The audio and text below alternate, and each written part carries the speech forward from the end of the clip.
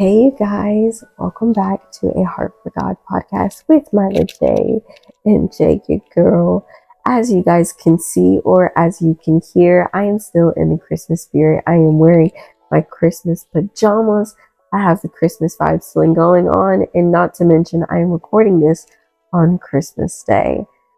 Today's episode is actually going to be centered on my testimony, the story on how Christ has changed my life and just how I invited him into my life and just the journey of it all. Um, Firstly, fun fact about Christmas before we get started into everything. It's not about Santa Claus. It's not about reindeer. It's not about Olaf. It's not about any of the snow or anything like that. But it's about Jesus. Jesus is the reason for the season, and many times people can forget about it because we're too busy giving gifts rather than looking at the gift that was born. You know, it is not Jesus's birthday, but I mean, still, it's still a way to acknowledge that a born king has come, a savior has come. You know, joy to the world, the Lord has come. Let earth receive their king. So it's just praising God in a moment to acknowledge that he has now come to rescue his people from sin.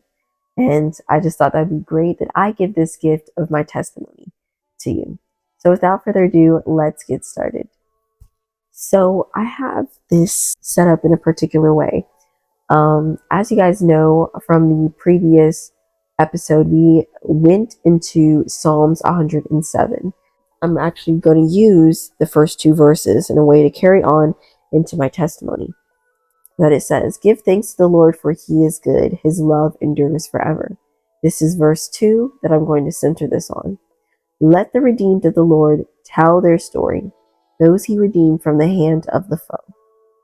So let's say I am redeemed by Christ, and I am now about to tell my story.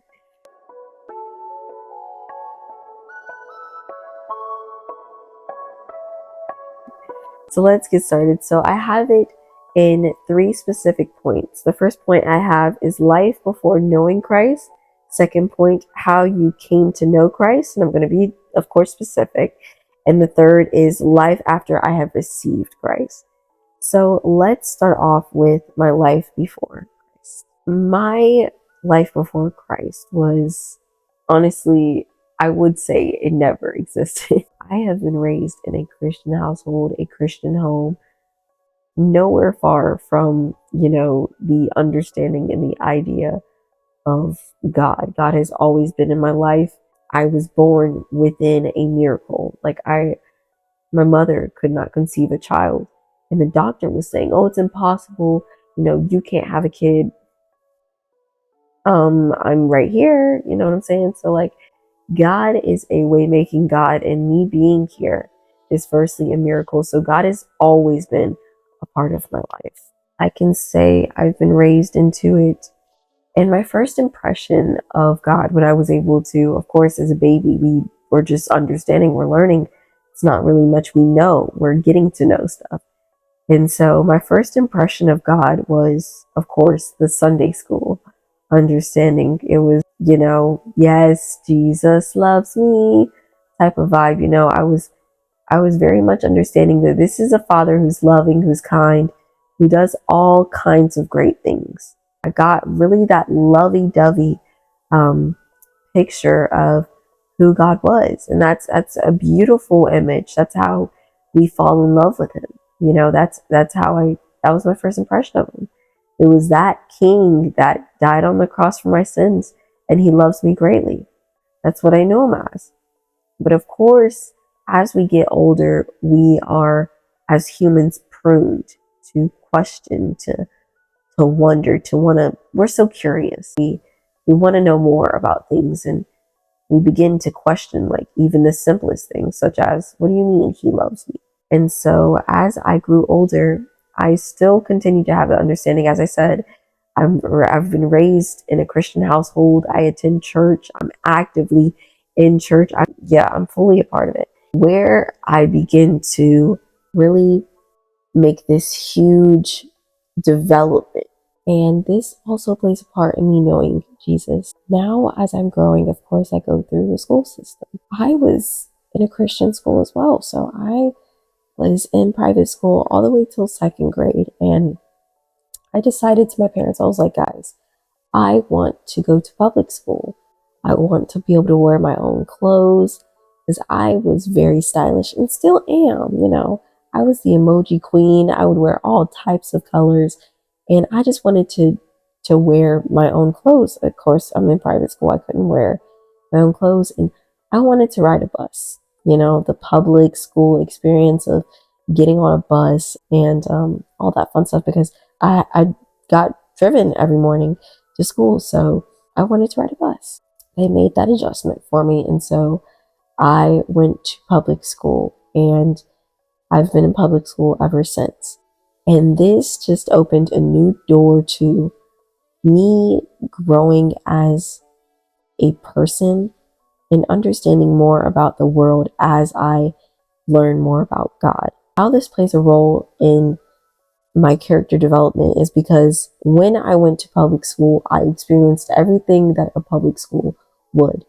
I went through the bullying, I went through the changes within myself of character, the people you hang around, how they change you.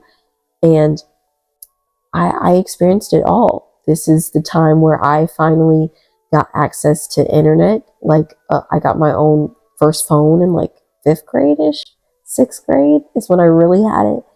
And so I had access to media and internet and all of that stuff. And it was a new door opened. And that's why it's important that my parents made sure that I was at least well off enough to be on the internet because I personally believe and I know that it's not good for a child to get something that they aren't fully ready for yet. And I believe my parents did very well with keeping me from things that I'm not ready for because they know it would not do me well. And so as I got invited to a phone and then internet and YouTube, I loved YouTube. I would watch Alex Wasabi, those little pranks, they were amazing. I would watch slime videos, all of those things. And I came across a YouTuber who played Roblox and I loved Roblox, y'all. And his name was Flamingo. If y'all don't know, what used to be Albert Stuff. And his old page, he used to play games and react to them. And it was super fun, but he was really more of a teen at that time. He was younger and he didn't realize, or he just wasn't as considerate that his audience would be kids. And so I was one of his audience and he cursed. He cursed. He wasn't like crazy, but he used it in a way that many people do nowadays in unnecessary parts of conversation just to emphasize the sentence more. Like instead of saying happy birthday, people have to say happy freaking birthday, you know. He would use it and me just trying to figure out myself still, I thought that was cool for me to repeat what he was saying, though I knew it was wrong for me to do. But this is what a kid goes through. They go through doing the bad and getting told that the bad is bad and they don't do it again. And this is where the kid learns about the idea of what is right, what is wrong, the idea of what is accepted, what's tolerable, and what's not. And so at this time, I could say that I knew that they were bad. But I also knew that I would be around kids. I'm going to be around them all my life. And this is where this is the issue that I will come across as I get older. I came to this thinking that I'm around these people.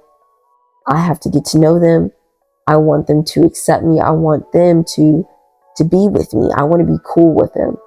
I want someone to look at me and think I'm cool. So I watched this YouTuber thinking, and he is an amazing YouTuber. He has let go of the language and all of that stuff. But at that time, he cursed and I thought it was cool. And so I repeated, like, I think it was a really funny video that I saw. And I repeated one of the sentences he said, word for word, at a lunch table. And I remember, and this was in public school, of course, guys. I remember like two girls, I know it. It was kids. They looked at me and said, what did you say? Like, cause it's a no word. And so I was like, what? And they're like, what did you just say? I repeated it. And they told on me to the teacher. And the teacher pulled me aside and was like, hey, I don't want to hear that happened ever again. And that scared me. That intimidated me. And the first lesson I learned was right then and there, to be cool, you don't have to curse. You can be cool without cursing. And furthermore, why? Why do it when it's not you? It most definitely wasn't me. My parents didn't do that. It came literally from that YouTube video because I was trying to be cool. Unreal, right? And as I'm overlooking the footage right now, like literally, I was saying like it was because of the acceptance and because of the kids and all of that stuff. But furthermore, you guys, the reason why I could find myself doing that is simply because we are humans. We are rebellious. We are disobedient. Even if it says don't press the button, what will we do? Press the button. So it's more than just me being a kid as an excuse, but it's me being a human. That sin is in my nature, and though I knew it was wrong, though Adam and Eve knew it was wrong, they still decided to take a bite of the apple, and I still decided to let those words come out of my mouth. So in all reality, that is going to happen. I was never a goody two shoes because I was raised in a Christian household, as I said. But hey, you live and you learn. That's the quote. You live and you learn. So continuing on back to the testimony. This is where the issue comes into play in my life. I see that I have now drawn to this thing of acceptance. And so I stopped that, of course, but that was the first encounter that I had with like a real world issue that I could say that's populated now. Cursing is a huge thing in my generation, and it's so natural, but yet it's unnecessary. You don't have to say these words, but I mean, to get to the point though, I'm just showing y'all the world did get involved in my life. Don't think when people are raised in a Christian household, that does not keep them from sin, that does not keep them from temptation. It just introduces them to at least some type of saving that they have. That doesn't stop them, but it does say that they know of a solution. So now, after that, I got into trouble every now and then with like, if people told me to do something and I did it because, once again, that acceptance, I wanted to be accepted. So I did it and I got in trouble. Simple stuff like that. And I knew not to do it again. That's my elementary. And middle school is where it really all began. In elementary, I knew in my last year, I noticed that there was a lot of dating starting up. And dating was never like, it was way over my head. But it was near the end of 5th grade that this all started to be populated. Like, it was like crushes everywhere.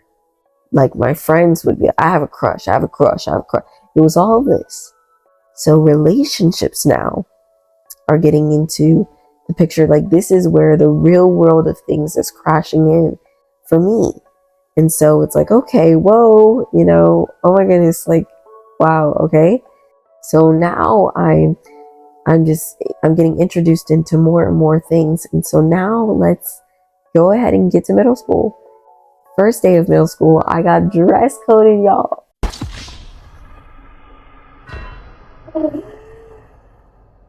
I got dress coded the first day of middle school because I was wearing emoji leggings.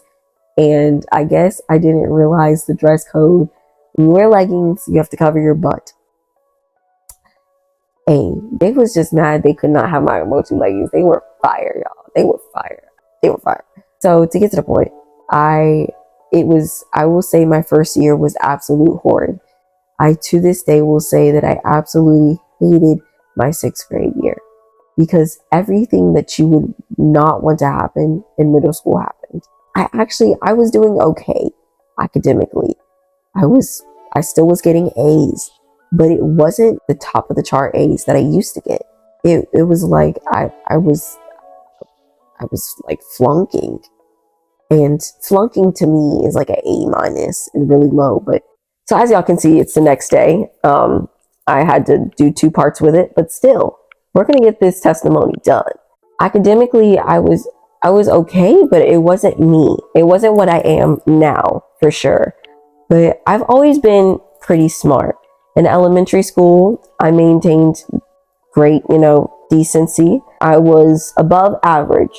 I've always been in that ranking. Average would be like a B, C-ish, and I was always A. And so I noticed in middle school, everything you wouldn't want to happen happened. And so even academically, I was down. And it's more of like how you would describe a person who's not focused. Like if you were to look at my grades, you would say she was not focused in that time period of my life. I was not academically thriving. And so it was really rough on me in that aspect. But so much more happened within that 6th grade year. As I shared, this is where relationships begin to be more evident in my school life. I see my friends getting into more and more relationships with boys, and I'm like, what the world is going on? I still maintained, just figuring out myself still. I find myself now having that thread that I told y'all about a few points ago of acceptance really tugging in my heart in this year. I was really trying to be accepted by the people because it was an atmosphere where there was kids all around me where firstly, they weren't my skin color. Most of the kids around me were not looking like me. And then secondly, they didn't act like me. Nobody was like me, of course. Nobody will be like you because you're you. But no one was like even close to the similarities of how I was. So it was hard for me to, get to know people. And especially with me already being so bubbly, it was hard. It felt as if people could not accept that. And my bubbliness was really big. I kind of maintain it now, but it was huge to where I'd go up to anyone and say hi. It got titled as annoying. And that's where the acceptance thread began to pull. I began to see it on my clothes and I began to mess with it. And that was an analogy, y'all. And what I mean by I see it on my clothes, as if like I see it in my character and I began to pull on it, meaning I began to make it grew bigger. It plays a huge part in who I am. And I was in friendships where I wasn't really being myself because I was trying to be okay in a person's eye. I wasn't really happy because I was trying to be okay in somebody else's eye. And I tell y'all no joke, it was like literally weeks of school. I would go to the bathroom and just cry. And that's why I would say for myself, I'm kind of traumatized by even crying. Like, not in a way of expressing myself, but especially in school, it's traumatic. Like, it really is. And I would just cry at night. But sometimes I did it on purpose so people would care. But they still didn't.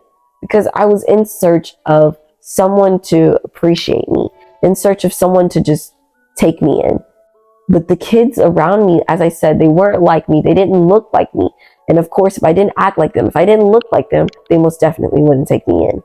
And by look like, I wasn't fully embracing my identity. I wasn't fully embracing everything of me. I was flat ironing my hair. My curl pattern was literally messed up and I had to tell myself, you can't heat up your hair no more. Like I literally had to stop. I had to stop. And you could see if I show like pictures, I stopped after the first like 3/4 of that year. I finally figured out myself at the end, but boy, was it hard. It was like that. And I was struggling to really find myself in a accepted position. And so these friendships I had, they damaged me. I had best friends that were in relationships, and I thought me being on their side, me defending them, me, standing up for them against, like, if the boyfriend breaks up with them, I would say, hey, you shouldn't have done that. If I was friends with that guy, I would have said something like that and backed them up. It really slapped me in the back of the neck, showing me that me doing all this, stepping out of my way, this acceptance gotta go, is what it really showed to me now. And it hurt me because these people I grew so close with, I hung out with, it was like, what the world? Who are you? That type of thing, And you could tell I was so blinded by acceptance that, like, even it was a best friend I had, we actually we clicked very well. And you could see the acceptance really bad, where there was a part of her that I never saw because I was so attached to, wow, this is actually a friend, someone I can actually be a little of myself around. But there's something of her that's toxic that I was overlooking, and I had allowed her to control me. And I realized, girl, you need to respect yourself. You need to stand up for yourself eventually. You got to let go of these red flags that you're holding on to just because you want to be accepted.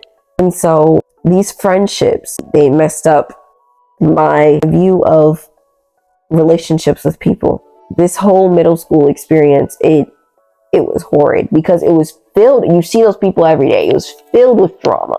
And even the teachers hated me. Like, it was so bad. Like, I had a math teacher, academically, I would have my hand up for 20 minutes in that class and she would not call on me. Why? Because she didn't want to answer my questions.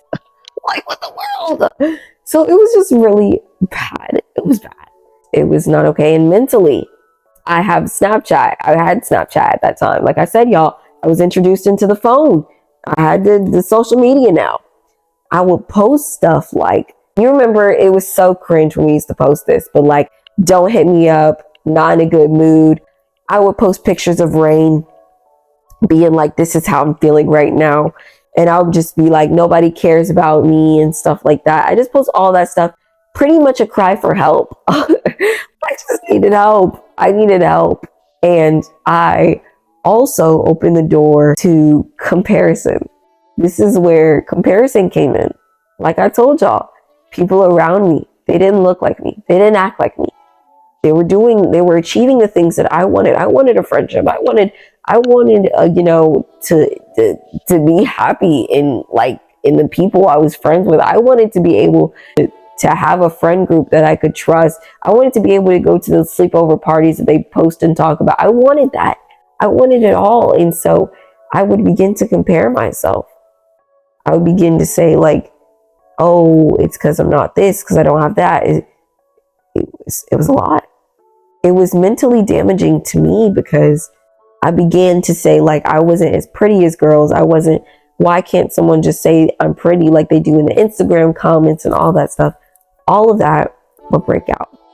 As you guys can see and hear, my testimony is continually building on, from the people pleasing to comparison, and now to how I perceive myself in relationships with people. But stay tuned. I wanted to give you all of this in a time manageable way. So this is going to be part 1 of my testimony, and part 2 will be revealed shortly. So keep listening in to learn about my story and how Christ has changed my life. Glory be to God always.